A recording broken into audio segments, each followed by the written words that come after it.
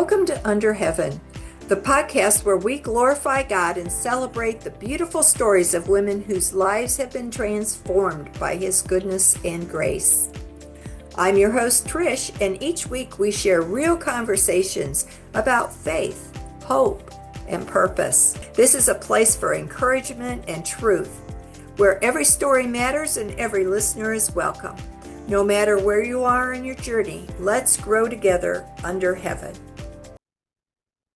I made a decision pretty much on CBC radio. I was on the news being interviewed about sort of disability in general.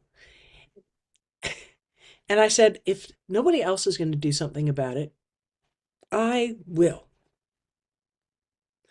Immediately after the competition, I did not win. I came in third because I was 17 seconds too long. But that's part of Act Fearlessly. I'll come back to that. Become willing to fearlessly fail. I made the decision. I didn't know it at the time, but I had made that decision that I was going to run the show. So I started putting out feelers in the world and stuff. And lo and behold, I talked to a friend who talked to a friend who contacted me and said, "We like your idea. Would you like to do it in December?" Clang. My jaw hit the ground. This was September of 2024. Yes. I had never run a show before.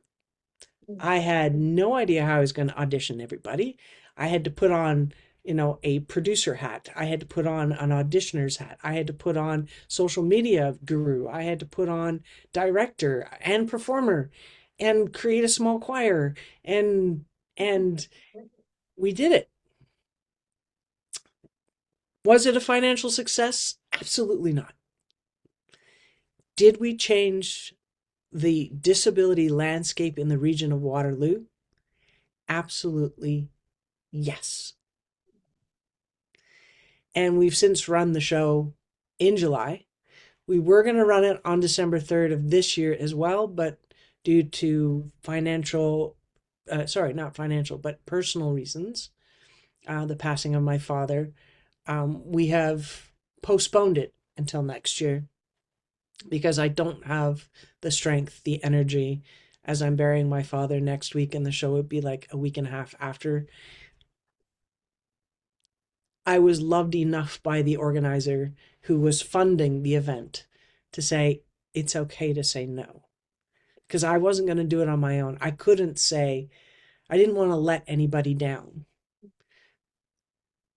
So even though that was a failure, it wasn't. Part of the Act Fearlessly is becoming willing to fearlessly fail. Because when we allow ourselves to act like children, act silly, to not be perfect, to not have everything planned out to a T, to be fully prepared to take on a job. How many jobs have you ever done that you were fully prepared for? None of us are confident in what we're going to go out and try to do. We try something for the first time and we might be bad at it. That's okay. Because the next time we might be better at it. And the next time after that, we might be even better at it. And the time after that, we might be so successful that we can change lives. And this is one of the things that I'm working towards. Like, my goal is to take my small variety show, which is going to happen hopefully at minimum of once a year, but hopefully twice a year. But I want to take that show on the road. I want to turn it into a television program where I'm going to go coast to coast to coast and visit smaller cities and towns and interview people with disabilities and open the stage to them to perform. Good, bad, ugly, it doesn't really matter, because it's not about them being perfect. Because just like there's a spectrum of personalities, there's a spectrum of disabilities. There may be somebody who is an amazing dancer, but there's somebody else who can barely dance, but derives more pleasure and more joy from that, what we would consider poor dancing, compared to the somebody else who is disabled in a different way, who may be more physically capable, who may not derive the same amount of joy. Or you've got people that I've had people reading poetry that have brain injuries, and they aren't the easiest to understand. You have to be patient. You have to listen carefully. We have other people that are deaf. We have other people that are blind that need their service dogs to get up onto the stage. There's a wide variety of people and skills and talents. Um, we had planned to have a youth dance troupe that are all either autistic or have Downs. They were going to be on in this year's December show. They're going to come back next year instead. So it's just one of those things that we never know what we're going to be putting up there. And it's going to be fun no matter what we do. But I want to take that show and and interview people through these small towns, and then put those shows together with their struggles, the things that they're struggling with, the things that are really good in their community and their performances, and create storylines, story arcs, and do a show for each town as I go around Canada. And I want to create a full 2-day conference where you're going to have people that are selling, vendors. It's going to be a trade show portion. There are going to be speakers. There are going to be performers. There are going to be people that are part of legislation or wanting to change legislation. I want to invite the government officials to attend. So it's just, I have these bigger and bigger and bigger dreams, right? But I'm also becoming a certified coach to help people rebuild their lives. I am creating the Grace program. So which I keep getting distracted from because I am ADHD before it was even cool. Um, so that's part of the act fearlessly is I am going out and I'm trying all of these crazy things that absolutely terrify me. Like I am dyslexic and ADHD, and this month a book that I help co-author is coming out, either at the very end of this month or the beginning of next month. It's called Start Over. Turn any loss into a sensational comeback. And this is volume 7. So this is a whole movement of books. And each book has 14 authors in it. And it's been absolutely fabulous experience, which is why I was speaking in New York City and why I was speaking in Toronto a couple weeks ago. So it's given me all sorts of new opportunities and experiences, and I'm taking the International Coaching Federation program through that business as well, which would then they help me find clients. I I have learned so much from just saying yes to one thing that absolutely terrified me because I didn't have the money for it at that moment. But it's been rather amazing because things have changed, and I ended up landing a couple of gigs that were really good paying for speaking and for singing. I sang at the Niagara Parasports competition in Ontario, which is like a pre-qualification for the Olympics type parasport stuff. It was just fascinating. So it's just, you never know what's going to happen. But I said yes to something that terrified me, which is writing. I love speaking. Put me in front of an audience of thousands, no problem. Make me write something where I know somebody's going to read it. Not so much. Just yeah, I don't like it. I don't like it at all. I'm very insecure because of the dyslexia, the learning disabilities that I had as a kid. I was told I was stupid. I was told that I was, I wouldn't amount to anything. I was told lots of bad stories, because I wasn't diagnosed until I went away to college, that I had more significant learning disabilities than they had um, understood previously. Right. So become willing to fearlessly fail. Go out there and act fearlessly. The C, I think you may have figured this one out, is connect with community. Again, if I hadn't have joined AA, if I hadn't have joined the little church, if I hadn't have joined Toastmasters, think about all of the little different communities that you are a part of, that you can turn to. Mhm. Whether that's the people in your building, whether that is an official group or a business community or a personal community or a faith community. It's one of those things that I started off with nothing, pretty much, because I came back to Canada. The friends that I thought I had, that I thought were going to surround me, disappeared when I couldn't come out and play anymore, when I didn't drink anymore, when I couldn't go to the pub anymore. And I didn't have the strength and energy. And because you're sick, oh, I never know when to call you. I never know. I've told you when you can call me. I've given you hours that would be acceptable. Yeah, but sometimes when I call you, you're groggy, and then I feel really bad, and then you get ghosted, and that community disappeared. Um, so I had to build a whole new community. Um, and that was the church, and that was the seniors home, and that was AA, and that was Toastmasters, and that was people that I've met along the way. And that's part that connects back to being willing to fearlessly fail. When you go out and try those new things, guess what? You're going to meet new people. You're going to make connections. You're going to create those communities for yourself by going out and trying those new things.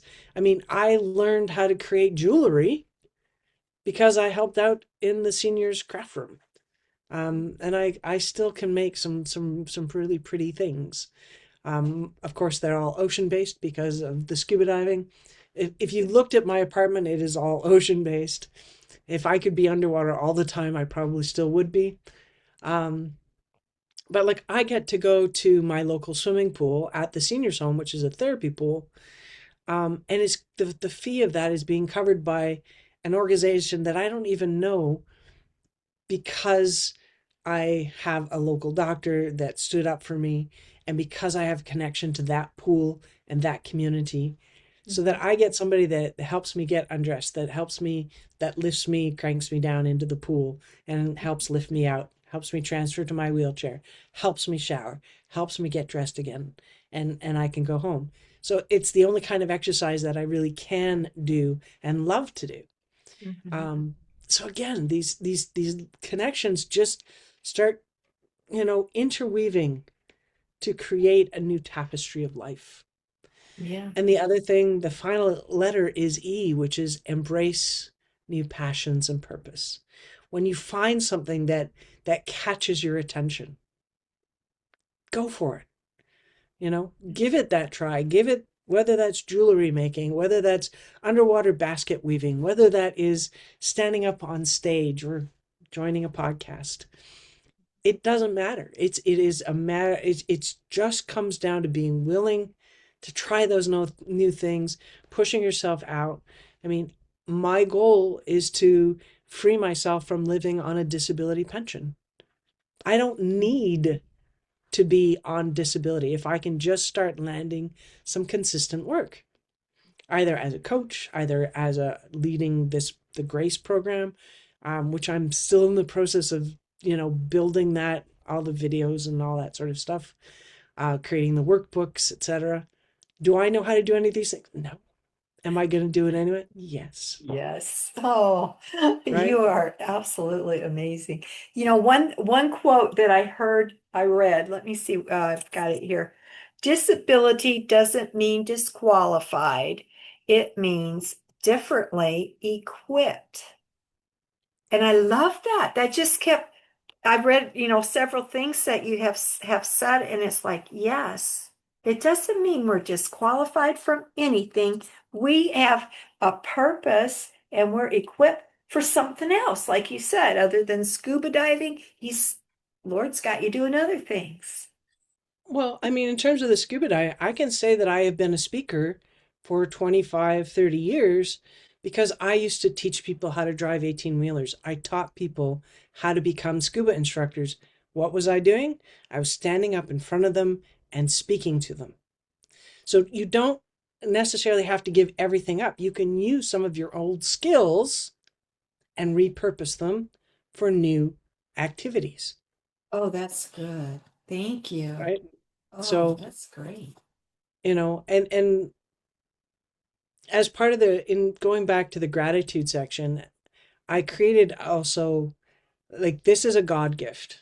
Um, that's what I call it, is a God gift. Is I don't know, have you ever woken up either with a partial song or a thought or a saying in your head where you're half awake, half asleep, and you know that if you don't immediately write it down, you're going to lose it forever? Yeah. And I had one of those. And this was probably only in my first year, maybe into my second year. I think it was still in my first year because I think it happened when I was back in the place that wasn't so good for me to be in. Um, and that saying has become my life mantra. And that is, choose to live joyously within the tempest of adversity. Choose to live joyously within the tempest of adversity that we call life. That's good. That's great. On Yes. my worst days, I turn to that. Yeah. Um, as I mentioned to you before we started the video, there's been a lot of stuff going on in my life, a lot of challenging things in the last week. Every single day, I've turned to my grace program. Every single day, I have turned to that saying to keep myself from going out and drinking, to keep myself from acting not true to who I am. And, you know, none of these steps are easy. It sounds easy, you know, grieve what was Oh, lost, reframe with gratitude, act fearlessly, connect with community, embrace new passions and purpose. It sounds easy, but when you are rebuilding, it is far from it. And it's scary and it's hard and it's worth every little step, you know? oh, that's great. And in what you just said about choose to live joyfully, that's what life is. It is choices. It's about the choices we make. And Yeah. I'm so happy to have gotten to know you and to hear the good choices that you have made and how you're affecting other people's lives. Now, you also help with accessibility, like for businesses and things. Is that correct? Or do you stand I up am, for that? yeah, I'm on the City of Cambridge Accessibility Advisory Council. So I help with when they're planning new buildings, addressing issues in the city of Cambridge.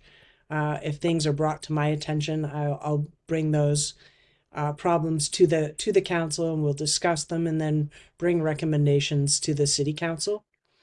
And so I work with that. I also do what I call gentle education.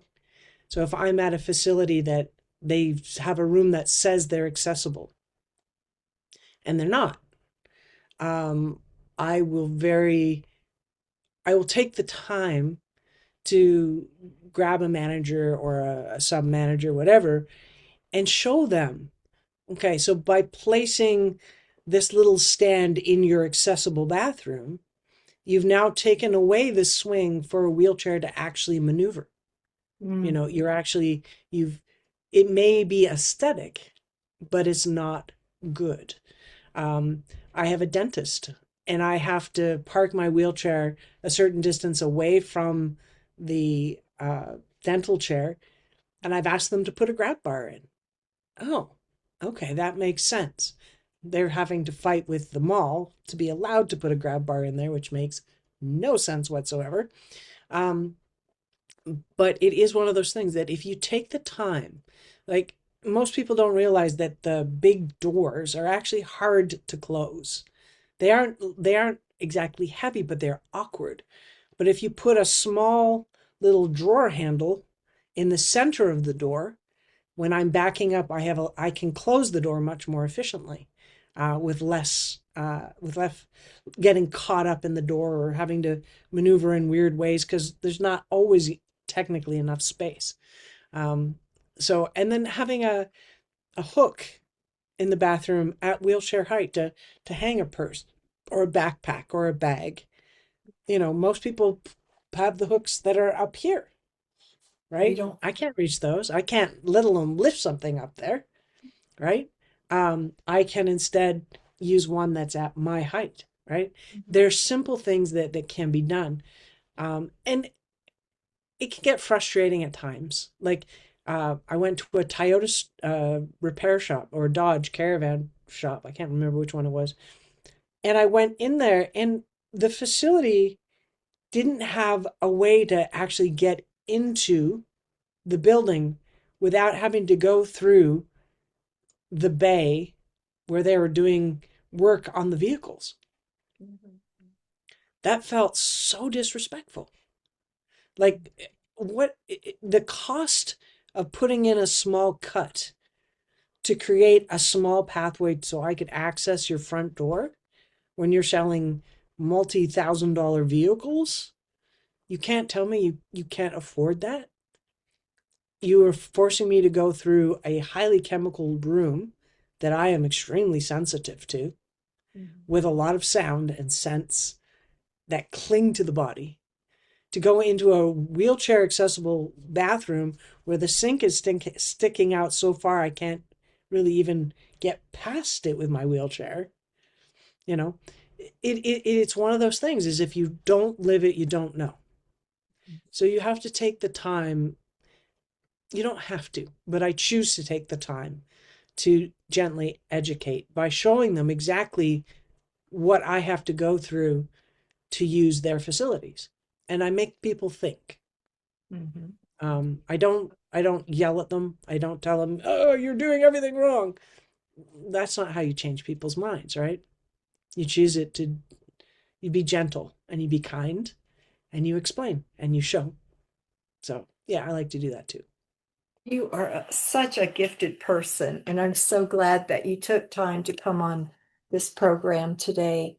If there was something you could tell, well, I think you've already told us to choose to be joyfully, how did you say that? Joy. Joyously, so choose to live joyously within the tempest of adversity. Choose to live joyously within the tempest of Of adversity. adversity. Dot, dot, Adversity. dot. Yeah, That we all call life. kinds. Yeah, all kinds. And you had mentioned in some of the things I read, that disabilities could be physical, mental, emotional. It's Mhm. not like you had said, not everybody has the same disability, and No. everybody's different, but everybody can do something. Yeah. Awesome. I witness people getting mad at people with mental health issues. And you wouldn't get mad at a person like me who can't reach the top shelf that ask for help. Um, you wouldn't get mad at somebody who has broken arms for not carrying a big bale of hay for you. And yet I witness people getting mad at people with mental health issues because they're inconvenient. Um, and that's something that I like. I don't have a mental health issue, but I have a number of friends who are. And I have to remind others at times to try to be as kind as you can. Yes, sometimes the illnesses significantly impact your life. I have a gentleman who is a meth addict in our building, and he can be very, very disruptive. Um, Yet I can still choose to forgive him. Doesn't mean I'm not going to work to have him removed from the building for my own safety. Um, but I also am not, there are other people in the building who have perpetrated violence on him. And I won't accept that as a reasonable response. It's hard. Life is hard. And again, we just never know what people are going through. I watched this server once, and we had a large group, and she was so grumpy, just so grumpy with all of us. And at the end, as we were walking out, I just simply asked, "Are you okay?" And she broke down and basically started crying. That I can't remember whether it was a family member had passed that day, and she was trying to get everything in order, but she couldn't afford to take a day off of work. Otherwise, she couldn't afford to feed her family. And so she was just having one of the worst days of her life and couldn't escape from her financial obligations. Mm-hmm. And I could have just said, "Oh, she doesn't deserve a tip. She's just being a nasty Yeah. person." You can write somebody like that off. Instead, I just gave her a hug. Mm-hmm. You know, Mm-hmm. we just never know. So when that person cuts you off, when that person is cranky at you, I just choose to forgive as best I Mm-hmm. can. And that's what that releases us too when we forgive. It helps to free us. Yep. Well, I Yeah. thank you so much. Is there any last words you want to say before we get rolling here? Anything I didn't ask you that you'd like? Well, give your information. How about that? um, Yes, please that do. if you wanted to find me, you can see. Oh, I can do this. My name is right there, CJ Janzen. You can Instagram. I am at CJ underscore Jansen, all small. I'm on Facebook. I'm on YouTube. I am pretty much, if you Google my name, I'm the first 4.5 pages. So Yeah. you'll be able to find me. If you chat GPT me, you will also probably get a full description. I had a stranger do that once and it was like, oh, wow. I was quite Yes, surprised by that. I found a lot. I wanted to get a little background because I know we'd met, but I didn't really know you too much. I am a part of your Facebook group, and I have seen the marvelous things you've done, like the talent show and all that kind of stuff. But there's a lot out there about you. But I think you're amazing. I love your voice. You sang just a little tiny bit at the beginning. Do you have something you could just kind of my dog is, I don't know if you hear my dog. She's over there saying, I'll sing, I'll sing. But is there something that you could leave us with today to let that joy flow out of you?